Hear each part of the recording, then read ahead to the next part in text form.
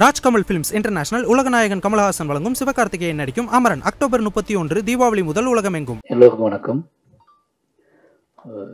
Sir சொன்ன மாதிரி இந்த மேடை தான் ஃபர்ஸ்ட் மேடை. ப்ளஸ் நீங்கள் பெரிய பெருமாளை கொண்டாடின விதம் தெரியும். அதை பார்த்து என்னோட கலையை, என்னோட அரசியலை இந்த மக்கள் எடுத்துகிட்டு கொண்டு போன விதம் தெரியும். அந்த நம்பிக்கை தான் அடுத்தடுத்த கர்ணனாக இருக்கட்டும், மாமன்னனாக இருக்கட்டும், வாழையாக இருக்கட்டும், இப்போ எடுத்துகிட்டு இருக்க பைசனாக இருக்கட்டும், இது எல்லாமே முழுக்க முழுக்க என்ன விஷயம் நடந்தாலும் இந்த கதையை ஏற்றுக்கொள்வதற்கான மக்கள் இருக்கிறார்கள் அப்படிங்கிற நம்பிக்கையில் தான் எல்லா கதையுமே எடுக்கிறோம். அப்படி ஒரு அந்த மாதிரியான நம்பிக்கையை கொடுத்த பத்திரிகையாளர்களுக்கு முதல்ல என்னோட நன்றி. முதல்ல ஹாட் ஸ்டார் தேங்க்ஸ் சொல்லணும். ஏன்னா இந்த ஸ்கிரிப்டு ஃபஸ்ட்டு நான் சினிமாவுக்கு வந்த உடனே படம் பண்ணலான்னு சொன்ன உடனே முதல்ல இருந்த ஸ்கிரிப்ட் வாழை தான். ஃபஸ்ட்டு சின்னதாக ஒரு கதையை சொன்னேன் டைரக்டர்கிட்ட, இது வேணால் எழுதி வைடா அப்படின்னு சொன்னார். அதை எழுதி வச்சு ஒரு சின்ன பட்ஜெட்டில் பண்ணிடலாம் அப்படின்னு சொல்லி 50 லட்ச ரூபா அந்த கூட இந்த படம் பண்ணிடலாம் அப்படிங்கிற முடிவோடு இருந்த படம் தான். ஏன்னா இது எடுத்தாவே என்னோட அடுத்த கதைக்கு என்னால் போக முடியும் அப்படின்னு நம்பிக்கிட்டு இருந்தேன். அப்போ அந்த அறிவுக்கு நான் அப்படி நம்பிக்கிட்டு இருந்தேன். இது எடுக்காமல் நம்மளால் அடுத்த படத்தை எடுக்கவே முடியாது. ஏன்னா இது அவ்வளோ பாதிப்பு ஏற்படுத்தின ஒரு கதை எனக்கு.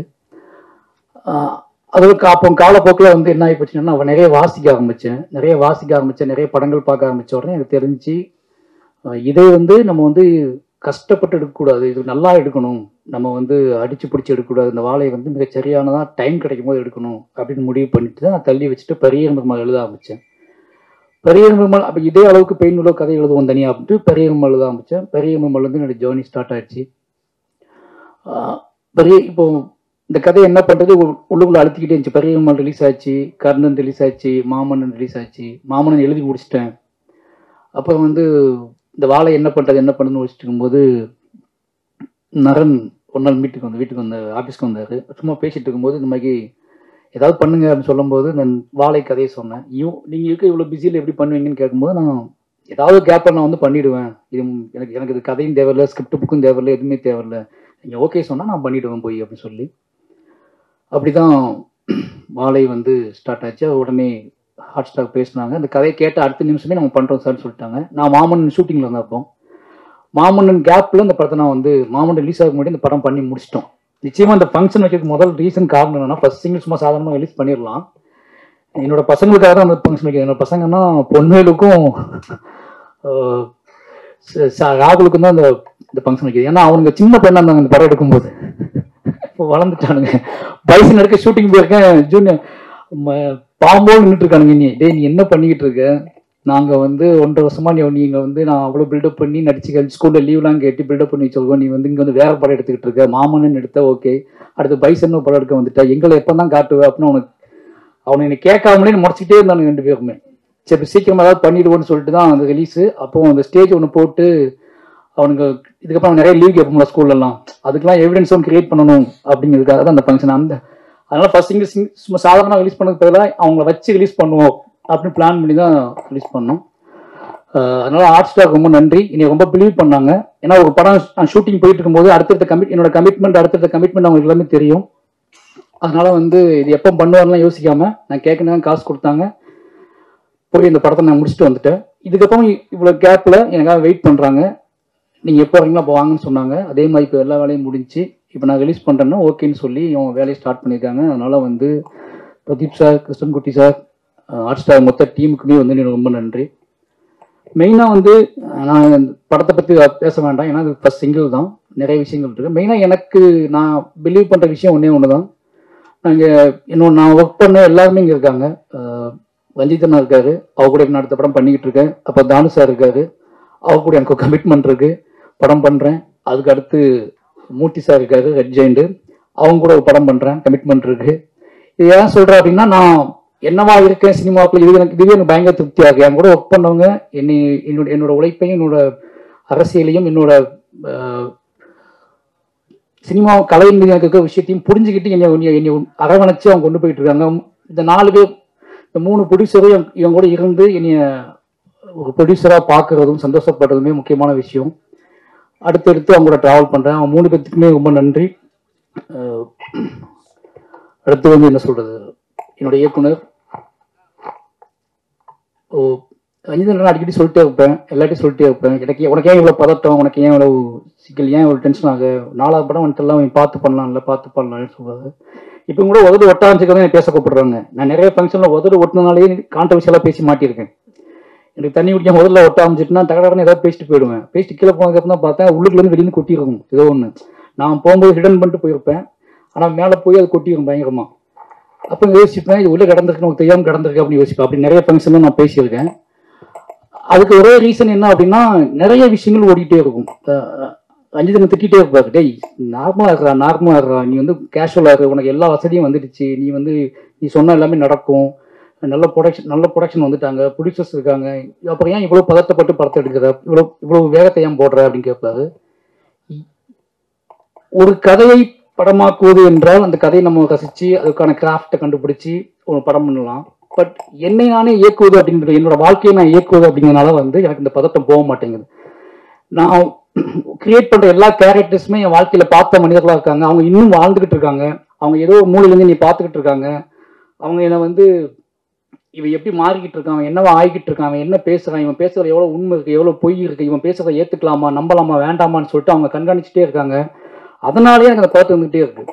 அது மட்டும் இல்லாமல் எனக்கு ஒரு கடமையும் இருக்குது. இப்போ இந்த மேடை எனக்கு ரொம்ப மகிழ்ச்சியான மேடைக்கான காரணம் என்ன அப்படின்னா, இந்த ராகுலும் பொன்வேலும் இந்த மேடையில் இருக்கிறதா. ஏன்னா இந்த வயசில் நான் எப்படி இருந்தேன்னு தெரியும். என் ஊரில் என் சொந்த அக்கா பசங்க தான் அவங்கள, என்னோட அக்கா பையன் ஒருத்தர் மாமா பையன், இந்த 2 பேரும் இந்த வயசில் நான் என்னவா இருந்தேன்னு எனக்கு தெரியும். இவங்களுக்கு அங்கேருந்து கூட்டிகிட்டு வந்து இந்த மேடையில் உட்கார வச்சுட்டேன் அப்படின்னு ஒன்று இருக்குல்ல, இவனுங்க வழி தவறி போக மாட்டானுங்க. இனிமேல் இவனுங்க இந்த சினிமா, இந்த கலையின் வழியாக இந்த உலகத்தை நல்லா புரிஞ்சுக்குவானுங்க, இந்த கலையின் வழியாக அவனுங்க திசை மாறாமல் இருப்பானுங்க அப்படிங்கிற ஒரு பெரிய சந்தோஷம். ஏன்னா திருநெல்வேலி எப்படி இருக்குன்னு உங்களுக்கு நல்லா தெரியும்.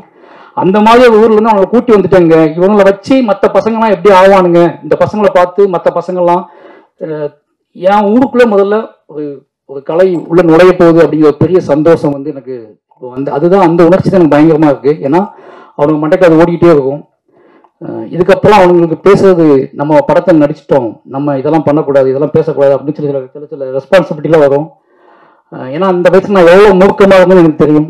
எவ்வளோ என் மண்டையில் தோன்ற விஷயத்துக்கெல்லாம் வந்து என்ன பதில்னு தெரியாமல் நான் பைத்தியம் முடிச்சு அலைஞ்ச வயசுல தான் அவங்க உட்காந்துட்டு இருக்காங்க. ஆனால் அவனுங்கள நான் வேகமாக ஓடி வந்து முட்டி மோதி ஓடி வந்து அவனுங்களை நான் வந்து உருவாக்குறதுக்கான ஒரு மேடையை கிரியேட் பண்ணிட்டேன் அப்படிங்கிறது ஒரு பெரிய சந்தோஷம்.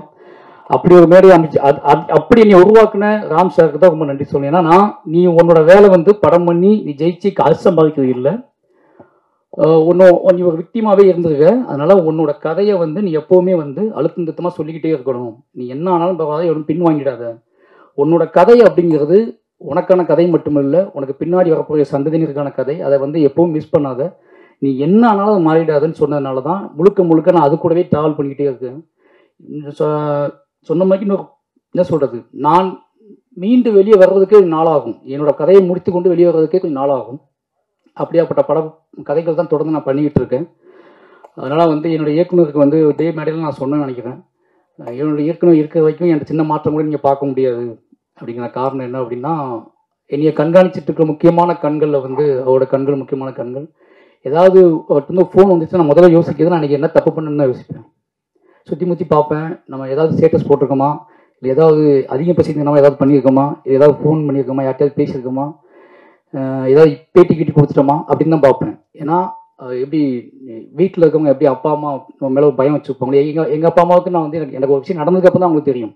எனக்கு நடப்பதற்கு முன்பாகவே எனக்கு தெரிஞ்சது வந்து எங்கள் டைரக்டருக்கு மட்டும்தான். நான் மிட் நைட் கூட எனக்கு ஃபோன் பண்ணிட்டே, என்னடா பண்ண ஒருத்தர் எழுதி காணப்படி உன்னை பற்றி அப்படிம்பாரு. எனக்கு அது பயங்கர ஷாக்காக ஆகும். இவன் எப்படி 12 மணிக்கு போயிட்டு பார்த்தாரு அப்படின்னு சொல்லி அவனை தேடி பிடிக்கிறது எனக்கு 2 நாள் ஆகும். ஆனால் இவருக்கு மட்டும் எப்படியாவது பார்த்துருப்பாரு. என்னன்னா பதட்டப்பட்டுட்டே இருப்பாரு. நீ கரெக்டாக இருக்கடா, நீ வந்து ஏன் இவ்வளோ பதட்டப்படுற, நீ ரொம்ப நீ வந்து ஆர்ட் ஃபார்முக்குள்ளே இருக்க, அதனால ஆர்ட் ஃபார்மை மையப்படுத்தியே நீ ட்ராவல் ஆகு அப்படின்னு சொல்லிட்டே இருப்பாரு. அவர் இருக்கிறதுனால தைரியத்தில் தான் நான் வந்து ட்ராவல் ஆகிக்கிட்டே இருக்கேன். அப்புறம் ரஞ்சித்னு சொல்லி ஆகணும். ஏன்னா முழுக்க அவர் எவ்வளோ வேகமாக இருந்தாலும் தன்னோட இருக்கிற மனிதர்களை பத்திரமா பார்த்துக்கல அவருக்கு நிகரான யாருமே நினைப்பேன். ஏன்னா அவர் ஓடிக்கிட்டு இருப்பார், அவர் முட்டுவார், மோதுவார், எல்லாம் பண்ணுவார், கலகங்களை உருவாக்குவார். ஆனால் பக்கத்தில் இருக்கிறவன் ரொம்ப பாதுகாப்பாக இருக்கணும் அப்படின்னு நம்பக்கூடிய அந்த மனம் இருக்குல்ல, அதுதான் வந்து எனக்கு இப்போ என்னன்னா சரி பாதுகாப்பாக அப்படின்னு சொல்லக்கூடிய விஷயம் இருக்குல்ல, 2 பேர்த்துக்குமே எவ்வளோ நன்றி சொல்லலாம்னு பார்த்தாது. அப்புறம் வந்து ரெட் ஜெயின் சொல்லணும். வாழை முடிச்சு ஃபஸ்ட்டு பார்த்து அவங்க உதய் சார் முன்னாடியே பார்த்துட்டாரு. அதுக்கு ரீசன் என்ன அப்படின்னா, மாமன் பண்ணிட்டு இருக்கும்போதே பார்த்துட்டேன். மாமன் ரிலீஸ் ஆகும் மட்டும் உதய் சார் அந்த படம் பார்த்துட்டாரு. சார் நீங்கள் என்ன யோசிக்காதீங்க, தேட்டருக்கு கொண்டு வாங்க, நான் பார்த்துக்கிறேன் அப்படின்னு சொல்லி. அதுக்கப்புறம் மூர்த்தி சார் பயங்கர சப்போர்ட் எனக்கு. என்னன்னா சார் டைம் நான் மட்டும்தான் ஈஸியாக பேசிட்டு நினைக்கிறேன் உங்ககிட்ட, அப்படி தானே? நான் மட்டும் தான். அதாவது எல்லாம் சொல்லுவாங்க, படம் பண்ணி சண்டை போடாமல் சிரிச்சு பேச்சுட்டு நீ தான் மூர்த்தி சார் கிட்ட அப்படின்னு சொல்லுவாங்க. ஏன்னா அவர் ரொம்ப மரியாதையை நீ பார்த்துக்கிட்டாரு. மாமன்னனாக இருக்கட்டும், மாமனோட வெற்றியாக இருக்கட்டும். இப்போ வாழை படம் பார்த்துட்டாரு. வாழையெல்லாம் மூர்த்தி சாருக்கு பிடிக்குமா அப்படின்னு ஒரு டவுட் இருந்துச்சு. ஆனால் படம் முடிஞ்சோடனே எனக்கு சொன்ன வார்த்தை வந்து, சார் எனக்கு ரொம்ப பிடிச்சிருக்கு சார், நீங்கள் பயப்படாதீங்க, இதை தேட்டருக்கு ரிலீஸ் பண்ணலாம் அப்படின்னு சொல்லி தான் ஸ்டார்ட் பண்ணாரு. அதனால் ரெட் ஜெயினுக்கு ரொம்ப நன்றி. அடுத்து வந்து மாஸ்டர் திலீப் மாஸ்டர் சொல்லணும். ஏன்னா இந்த படத்தை எப்படி எந்த மாதிரி கொண்டு வரது, யார் சப்போர்ட் இருக்குது அப்படின்னு சொல்லிட்டு நான் வந்து கொஞ்சம் ரஞ்சித் டிஸ்டர்ப் பண்ணக்கூடாது, நமக்கு தெரிஞ்ச ஆட்களை யாரும் டிஸ்டர்ப் பண்ணக்கூடாது, நம்மளை ரொம்ப நம்பி நம்மளுடைய எமோஷனலாக ஆட்களை யாரும் டிஸ்டர்ப் பண்ணக்கூடாது, நம்ம வந்து ஒன்று நம்மளே பண்ணிவிடுவோம், இல்லை ரெட் ஜெயின்ட்டை பண்ண சொல்லுவோம், இப்படி தான் பிளான் பண்ணிட்டு இருந்தேன். ஒரு நாள் பைசன் ஷூட்டிங் வந்தார். வாழை காட்டுங்க எனக்கு அப்படின்னாரு. நான் ஷூட் பண்ணிட்டு இருந்தேன். அப்போ கேப்பில் வாழை பார்த்துருந்தேன்னு சொன்னேன். வாழை பார்த்துட்டு வந்தார். வந்துட்டு தலைவா ரொம்ப எமோஷனல் ஆகி அன்னைக்கு ஃபுல்லாக ஷூட் பண்ண மாட்டேன்ட்டார். நீங்களே பண்ணிக்கோங்க, நான் கொஞ்சம் ஃப்ரீயாக விடுங்க அப்படின்னு சொல்லிட்டாரு. ஒரு 2 hours ஒரு பட்டில் ஸ்பாட்டுக்கே வரல, உட்காந்துட்டே இருந்தார். அதுக்கப்புறம் வந்தார். வந்துட்டு தெளிவாக நம்ம தேட்டருக்கு பண்ணுறோம், நான் இந்த படத்தில் இருக்கணும் உள்ள, அதான் நீங்கள் இருக்கீங்களே மாஸ்டராக இருக்கீங்களா அப்படின்னு. இல்லை நான் வந்து இந்த படத்தோட எல்லா விஷயத்தையும் நான் கூட இருக்கணும், என் பேர் இந்த படத்தில் இருக்கணும் அப்படின்னு ரொம்ப ஆசைப்பட்றேன். சினிமாவுக்கு வந்து ரொம்ப ஆசைப்பட்ட விஷயம் தான் அப்படின்னு சொன்னார். எனக்கு ரொம்ப சந்தோஷமாக இருந்துச்சு. ஏன்னா அவர் சொல்லும் போது கண்ணு கலங்கிருந்துச்சு. ஒரு மாஸ்டர் கண்ணு கலங்கமாக நமக்கு பயங்கரமாக பிரமிப்பாக இருக்கும்ல.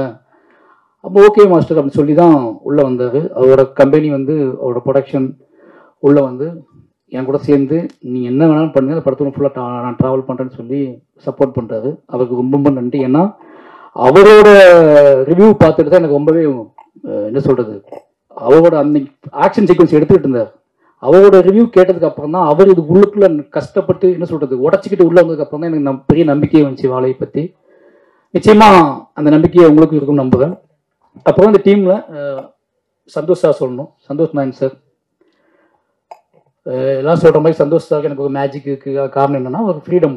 2 பேருமே வந்து பேசும்போது நான் வந்து சாங் கேட்கும்போதும் சரி, என்னோட டெப்த்தாக நான் எவ்வளோ நேரம் கேட்க முடியுமோ கேட்டு வாங்கி அவர்கிட்ட பேசி சிரித்து விளையாண்டு ஒன்று ரெடி பண்ணுவோம்.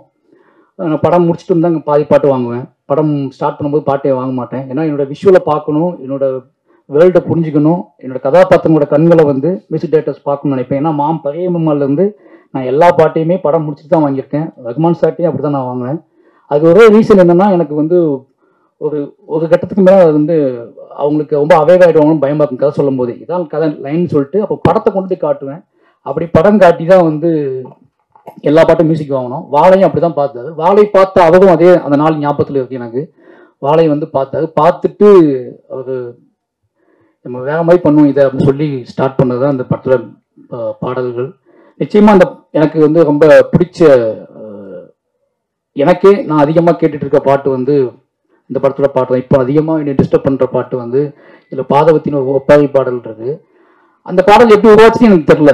டக்குனு ரெண்டு பேசிக்கிட்டு இருந்தோம், அது டக்குன்னு வந்துடுச்சு, எழுதிட்டோம். ஆனால் அந்த பாட்டு நெஞ்ச போட்டு அறுத்து எனக்கு இப்போ அதிகமாக நான் எப்போல்லாம் எமோஷனலாக வளர்த்துக்கிட்டேன்.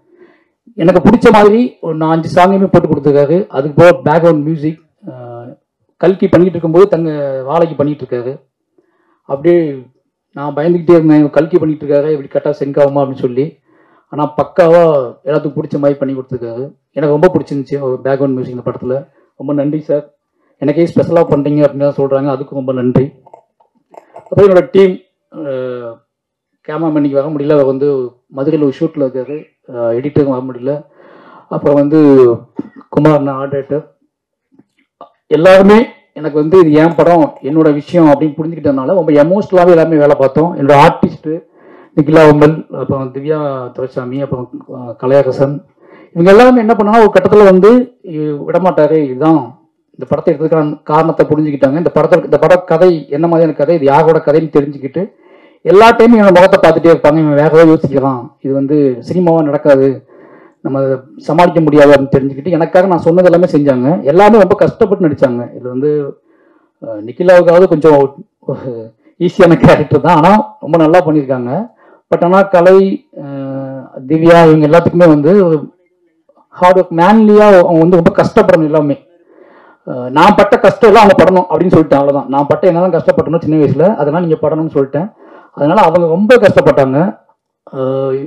எந்த நடிகர்களும் செய்ய மாட்டாங்க, அதை கண்டிப்பாக செய்ய முடியாது. கிட்டத்தட்ட கலைவாசன் வந்து 100 கிலோ வெயிட்டு தள்ள தூக்கிட்டு இருந்தார். 100 கிலோ கண்டிப்பாக. ஒரு 5 தாக்குனா 100 கிலோ வரும்ல, 5 வாழை தாக்குனா 100 கிலோ வந்துடும். அது மாதிரி திவ்யா துரைசாமியும் வந்து ஒரு 60 கிலோ 70 கிலோ தூங்கியிருப்பாங்க படம் ஃபுல்லாகவே. அது என்ன அப்படின்னா அவங்க கழுத்து பிளக்கணும், இது எல்லாமே வந்து ட்ரைனிங் கொடுத்து, அதை போய் சகதி, இது எல்லாம் நிறைய விஷயங்கள் இருந்துச்சு. எல்லாமே மாரி செல்வராஜ் அப்படிங்கிற ஒரு பையன் மேலே, ஒரு டைரக்டர் மேலே இந்த மரியாதை மட்டும்தான் ஒரே ரீசன். ஏன்னா யோசிச்சு எனக்கே ஆச்சரியமா இருக்கும், ஷார்ட்ல ஃப்ரேம் வச்சு பார்த்துட்டு இருக்கும்போது தள்ளி தாக்கு தூக்கிட்டு நடந்து போயிட்டு இருப்பாங்க. அது இடையில என் மக்கள் நடந்து போயிட்டு இருப்பாங்க, என் மக்களுக்கு நடையில இவங்க நடந்து போயிட்டு இருப்பாங்க. அதை பார்க்கும்போது ரொம்ப ஆச்சரியமா இருக்கும் எனக்கு. ஊருக்காக மாதிரி போயிட்டு இருப்பாங்க, பாவமாக இருக்கும். இறக்கி வச்சதுக்கப்புறம் அப்படியே கழுத்து மெதுவாக திருப்பி பார்ப்பாங்க. திருப்பி ரீடேக் வந்துருமோங்கிற பயம் வந்து அவங்களுக்கு பயங்கரமாக இருக்கும். ஆனால் ரீடேக் வந்துடும், திருப்பி தூக்கிட்டு போவாங்க. ஏன் அவங்களுக்கு பெரிய உந்துதாக இருந்துச்சுன்னா, அந்த பசங்க இதே வெயிட்டை இதே விஷயத்துல பசங்க சமைக்கிறாங்க அப்படின்னு பார்க்கும்போது அவங்களுக்கு இன்னும் சப்போர்ட்டிவாக இருந்துச்சு. எல்லாருமே ஓப்பனாக சொல்லணும் அப்படின்னா நிறைய வேலை வாங்கியிருக்கேன். அந்த வேலையை அந்த எமோஷனில் புரிஞ்சுக்கிட்டு எல்லாருமே ரொம்ப ஹார்ட் ஒர்க் போட்டு இந்த படத்தை பண்ணி கொடுத்துருக்காங்க. அதனால எவ்வளோ என்னோட மொத்த டீமுக்கு வந்தும் ரொம்ப நன்றி சொல்லணும். அப்போ என்னோட நவி ப்ரொடக்ஷனோட ப்ரொடியூசர் திவ்யா மாய்சிராஜ், அவங்க இப்போ தான் என்ன கேட்டாங்க, என்னது இது நானா ப்ரொடியூசரு மேலே போகணுமா அப்படின்னு கேட்டாங்க. அந்த படத்தில் காஸ்டியூம் டிசைனர் வந்து அவங்க திவ்யாவோட தங்கச்சி தான் சொன்னா வந்து அவங்க பண்ணியிருக்காங்க. பண்ணதானே அது என்னோட ஊர், அது என் ஊர், அவங்க சேலம். அவங்க எப்படி காஸ்டியூம் டிசைன் பண்ணிப்பாங்கன்னு யோசிச்சுப்பாங்க. அவங்க பண்ணியிருக்காங்க. அவங்க நன்றி. எனக்கு பர்த்டே, ஹாப்பி பர்த்டே. திவ்யா வந்து எனக்கு நல்லா தெரியும். நாங்கள் லவ் பண்ண காதலிக்க ஆரம்பித்த காலகட்டத்தில் சினிமாவுக்கு டிக்கெட் ஒரு நாள் நல்லா ஒரே விஷயம் சொல்லணும். ஒரு விஷயம், நானும் திவ்யாவும் ஃபஸ்ட்டு படத்துக்கு போனோம். இதற்கு தானே ஆசைப்பட்டாய் பாலகுமார்னு சொல்லிட்டு அந்த படம் ஃபேமிலியாக போயிருந்தோம். அப்போ தங்கமீன்கள் ரிலீஸ் ஆகிருந்துச்சு, கொஞ்ச நாள் முன்னாடி ரிலீஸ் ஆகி முடிச்சிருந்துச்சு.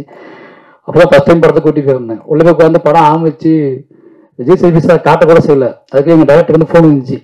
ஃபோன் வந்துட்டு எங்கடா அதுக்கு படம் பார்த்துட்டு வெளியே வராது, அந்த புக்கு ஒன்று வாங்கிட்டு வரேன். அந்த புக்கை வாங்கிட்டு வந்து அது என்ன இருக்கான்னு பார்த்து சொல்கிறேன் அப்படின்னு சொன்னார் என்கிட்ட. நான் எழுச்சி வெளியே வந்துட்டேன்.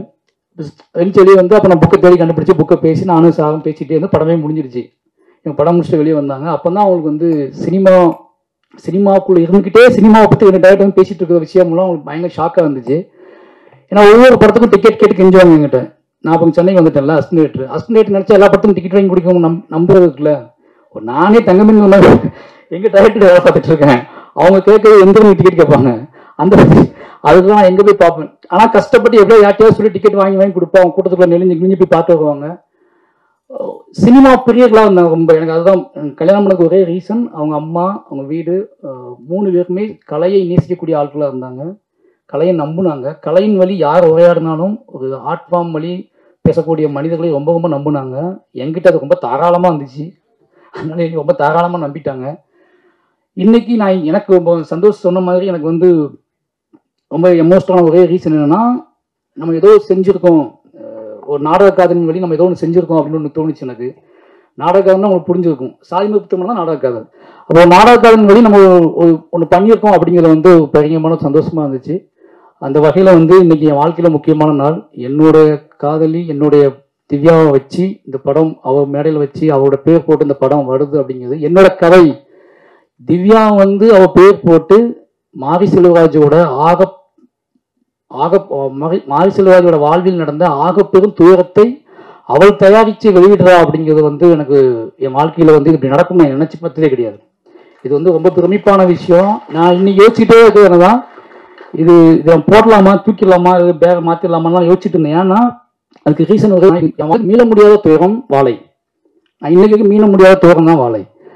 இதை வந்து நம்ம திவ்யா மனைவி பேர் போட்டு பண்ணுறமேனு யோசிச்சுட்டே இருந்தேன் ரொம்ப நாளாக யோசிச்சுட்டே இருந்தேன். அப்போ இதுதான் கரெக்டாக இருக்கும், என் பிள்ளைங்களுக்கும் என்னை புரிந்து கொள்பவர்களும் இது ரொம்ப முக்கியமான விஷயமா இருக்கும்னு நம்பி தான் இது செஞ்சோம். அது ரொம்ப ஸ்பெஷல் படமாக மாறிச்சு. கடைசியாக சொல்லணும் ஒன்றே ஒன்று தான், எல்லாருக்கும் நன்றி. கடைசியாக சொல்லணும் அப்படின்னா ஒன்றே ஒன்று தான், மாரி செல்வராஜை மீது நிறைய இன்னும் கர்ணன், பரியரம் பெருமாள், மாமன்னன் வந்ததுக்கப்புறம் கூட நிறைய சந்தேகங்கள், நிறைய வந்து குழப்பங்கள் நிறைய பேத்துக்கு இருக்கும்.